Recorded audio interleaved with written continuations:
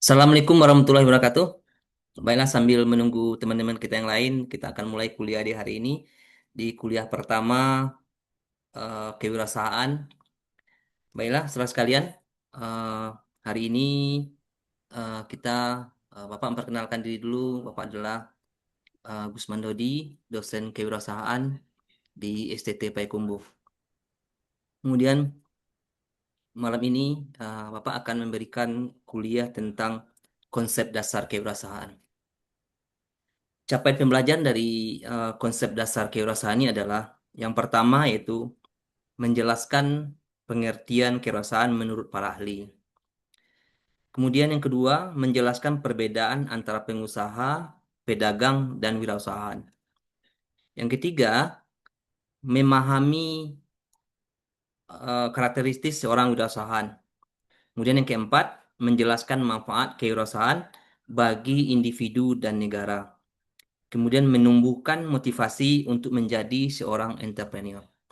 Itu CPMK atau capaian pembelajaran dari konsep dasar kewirausahaan ini. Kemudian sub CPMK-nya yaitu pertama masih mampu menjelaskan konsep kewirausahaan, mengidentifikasi karakteristik entrepreneur, menjelaskan manfaat kewirausahaan dalam pembangunan ekonomi, kemudian menunjukkan sikap kreatif inovatif sebagai entrepreneur. Baiklah, untuk menyelebih lengkapnya kita lihat dulu PowerPoint-nya. Ini perpannya. Dasar-dasar kewirausahaan. Bisa dilihat perpoinnya? Bisa. Bisa, Pak. Oke. Bisa, Pak. Terima kasih ya atas partisipasinya hari ini. Kemudian kita masuk lagi kepada eh,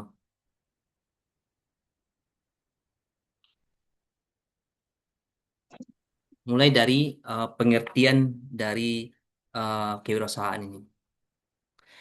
Pengertian dari kewirausahaan yaitu eh, sebelum menjawab pengertian dari usaha ini, kita mulai dulu dari beberapa hal pembukanya.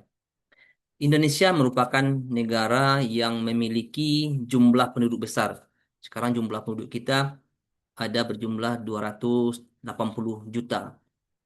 Kemudian dengan berbagai potensi sumber daya maupun sumber daya alam maupun sumber daya manusia. Namun demikian tingkat pengangguran di Indonesia ini sangat tinggi. Kemudian seorang usahawan tidak hanya menciptakan keuntungan bagi diri sendiri, tapi juga membuka lapangan kerja, meningkatkan pertumbuhan ekonomi, mendorong inovasi berbagai bidang. Sekarang ini, pemerintah mendorong anak-anak muda sekarang ini untuk menjadi pengusaha. Kenapa pemerintah atau minta kita mendorong banyak pengusaha baru di Indonesia ini? Karena di negara kita ini, pengusaha itu hanya kira-kira sekitar 3,47% dari jumlah penduduk. Kalau jumlah penduduk kita 300 ada 250 juta dikali 4,47%. Itu hanya jumlah pengusaha di Indonesia. Kemudian yang menguasai kekayaan alam Indonesia ini 1% penduduk Indonesia itu menguasai 49% eh, dari kekayaan Indonesia ini. Itu jumlah perbandingannya. Jadi jumlah uang atau kekayaan Indonesia ini dikuasai hanya sedikit pengusaha. Dibandingkan dengan di Malaysia, pengusahanya itu 5% sampai 6%. Kemudian di Amerika ada 12%, kemudian di Singapura ada sekitar 7%. Kemudian itu makanya pemerintah mendorong kita anak muda ini untuk bisa menjadi pengusaha, menciptakan lapangan kerja baru. Kemudian wirausaha artinya adalah dengan pengertian yang pertama berkata berawal dari kata wira dan usaha. Wira itu artinya yaitu eh, pahlawan, berarti nurani, utama, mulia dan teladan. Itu artinya wira. Kemudian usaha berarti kegiatan yang untuk mencapai tujuan. Jadi dengan demikian wirausaha adalah seorang yang berani mengambil risiko untuk menciptakan usaha baru dengan memanfaatkan peluang yang ada sehingga menghasilkan nilai tambah. Jadi seorang pengusaha itu yang inovatif, yang bisa menciptakan nilai tambah. Beda dengan pedagang. Nanti kita jelaskan apa bedanya pedagang dengan pengusaha. Pedagang hanya membeli barang dari petani, umpamanya dijual di pasar itu namanya pedagang. Tapi kalau pengusaha adalah dengan inovatif dan kreatifnya dia menciptakan barang baru atau jasa yang lebih lebih baru lagi yang bisa dijual lebih mahal. Kemudian pengertian menurut para ahli apa itu pengusaha?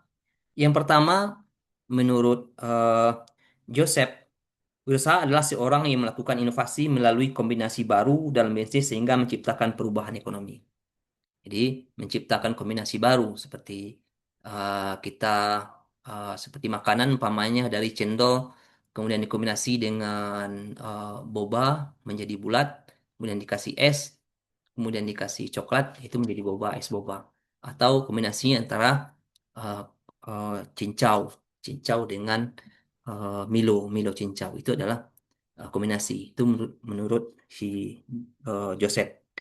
Kemudian menurut uh,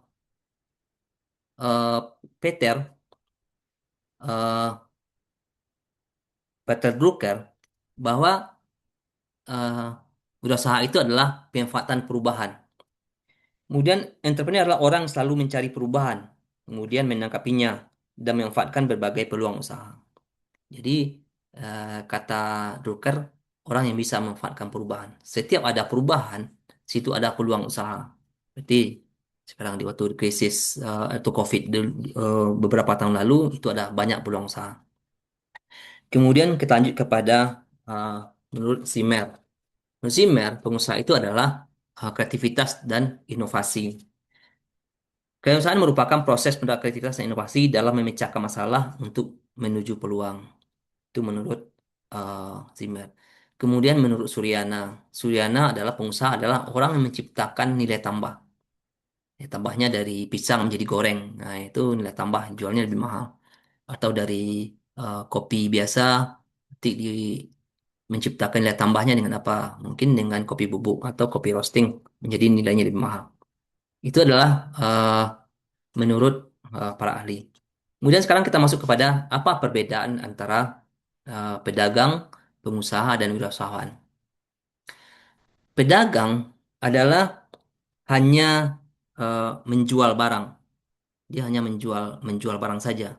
Kemudian kalau eh, pengusaha, dia memiliki usaha, memiliki pabriknya dan lainnya. Kemudian wirausahaan adalah menciptakan usaha baru dengan inovasi.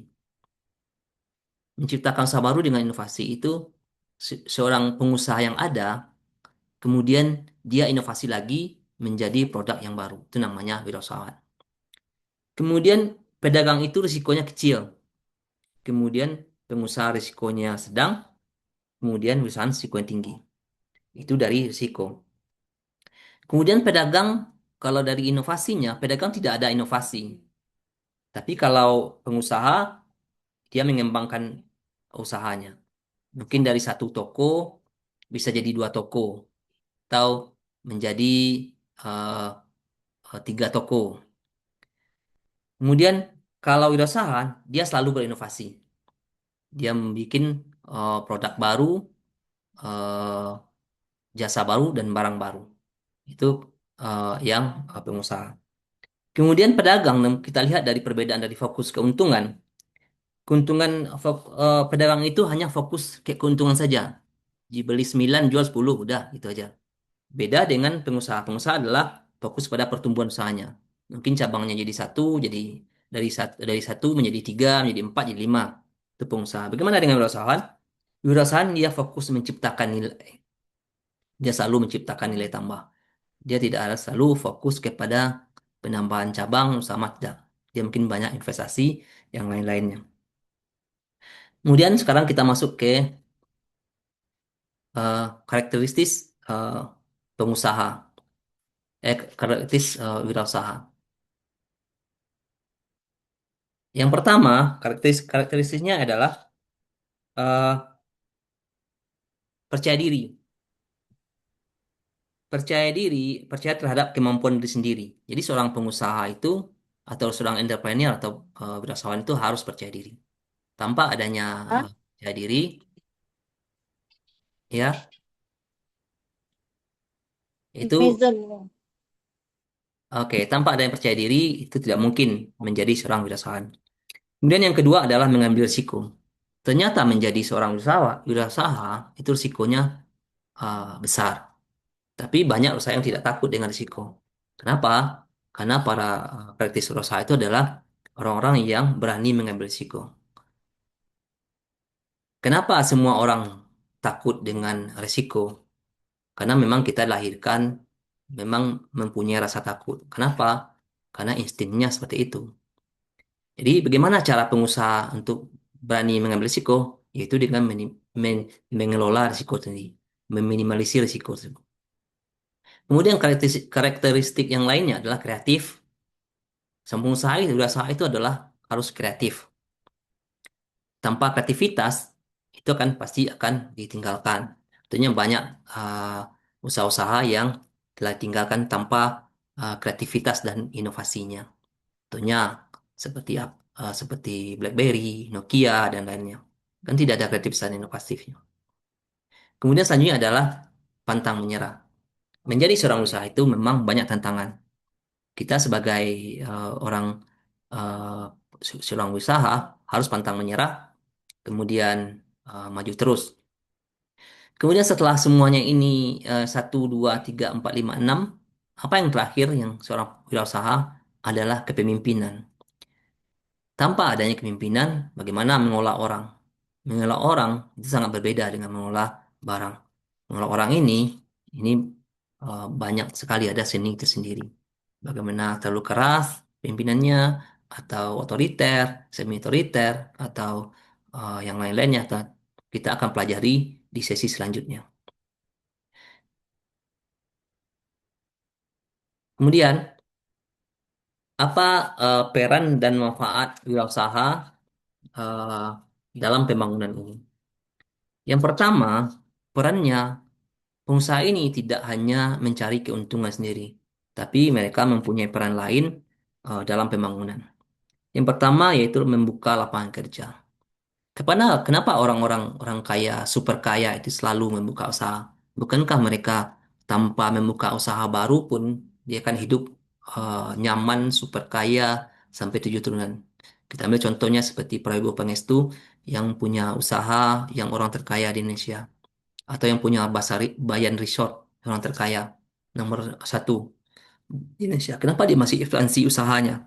Atau seperti Haji Isam, John Lynn Group, masih ekspansi usaha lain, beli saham ini, beli ini. Kenapa?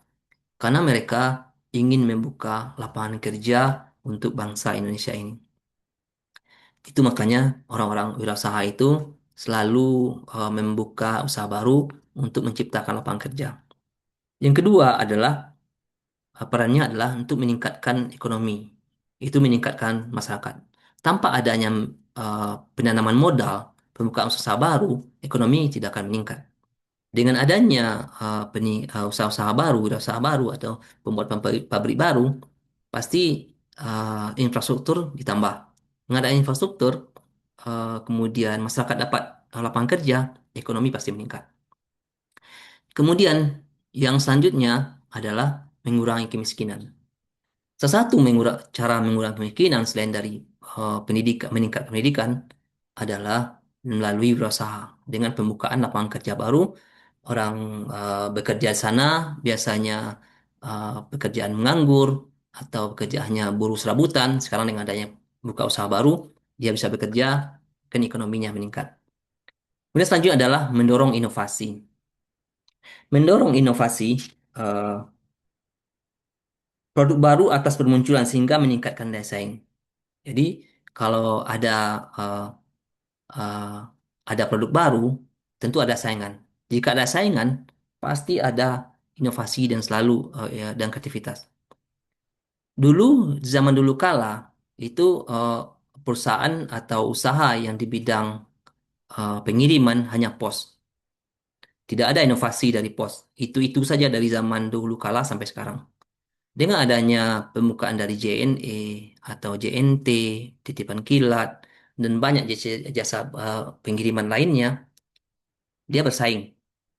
Nah, kemudian pos tidak bisa berinovasi, kemudian menjadi eh, kalah seperti sekarang ini.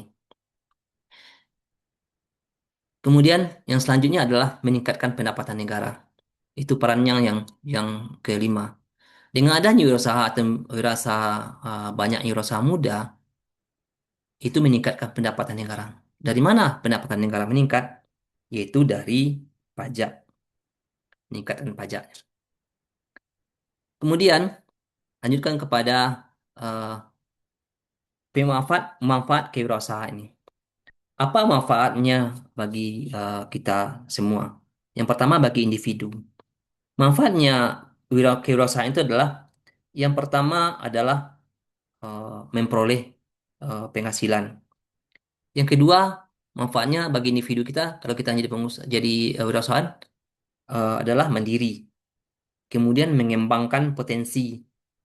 Kemudian selanjutnya adalah memperoleh pengalaman dari usaha. Kemudian apa manfaatnya bagi masyarakat?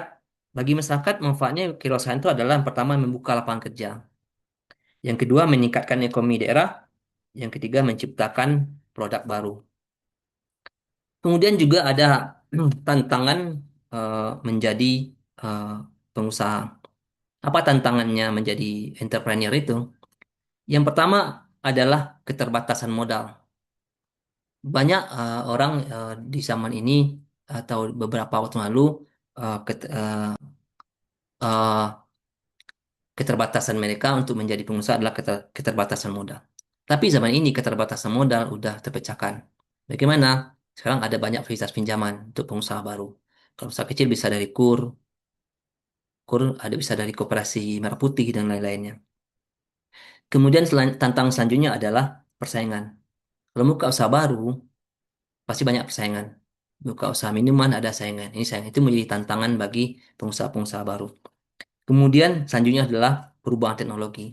Ternyata tantangan yang paling besar dengan pengusaha-pengusaha wirausaha adalah perubahan teknologi. Dengan ada teknologi ini toko online, beberapa usaha online yang toko-toko di pasar-pasar tradisional itu mengeluh pelanggannya berkurang. Kenapa? Karena mereka tidak mau berubah untuk memanfaatkan teknologi. Mereka masih memakai cara-cara lama dalam hal eh, menjual barang-barang mereka. Kemudian yang selanjutnya adalah tantangannya perubahan konsumen, perubahan selera konsumen. Terutama ini dari produk-produk makanan dan fashion. Fashion yang paling uh, banyak ya fashion anak muda yang paling sering seleranya berganti-ganti. Mungkin hari ini lain, 3 hari lagi lain pula seleranya. Selalu berubah-ubah dengan ada persaingan.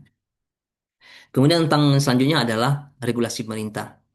Regulasi pemerintah merupakan tantangan yang uh, sulit untuk diselesaikan karena ini adanya kadang-kadang ada larangan dari pemerintah, ada regulasi yang dilanggar dan lain-lainnya. Kemudian tantangan selanjutnya adalah pemasaran digital. Pemasaran digital adalah tantangan bagi wirausaha kalau tidak melek teknologi. Kenapa? Karena orang memasarkan produk mereka hari ini tidak lagi door to door, tidak lagi melalui koran dan lainnya, tapi mereka melalui media sosial dengan digital. Itulah sampai di situ ada pertanyaan?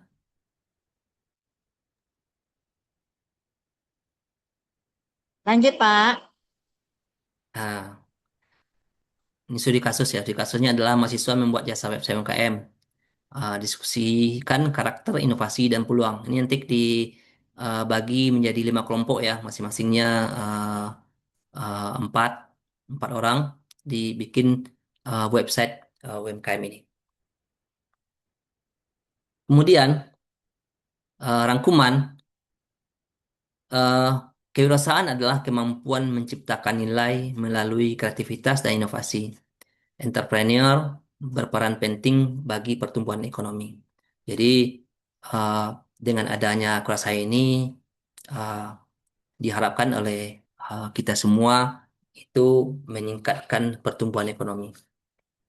Kenapa terbukti pengusaha-pengusaha kecil ya contohnya UMKM ini terbukti menopang ekonomi di saat-saat krisis dibutuhkan. Contohnya di krisis 98 itu adalah usaha-usaha kecil yang uh, yang masih tahan ya, terhadap goncangan krisis.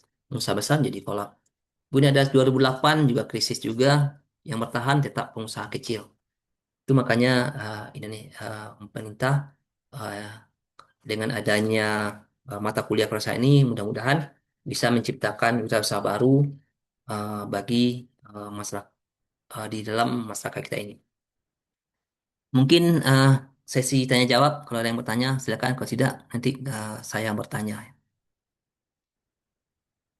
Silakan kalau ada yang tanyakan.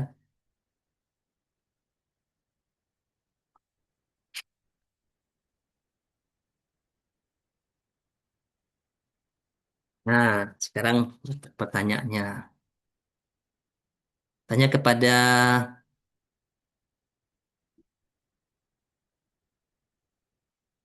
Saudari Nur Helda, masih ada? Nur Helda?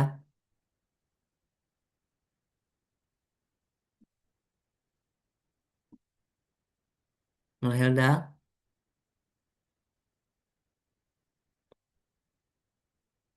Oh, mana Nur Helda? Atau Bunga?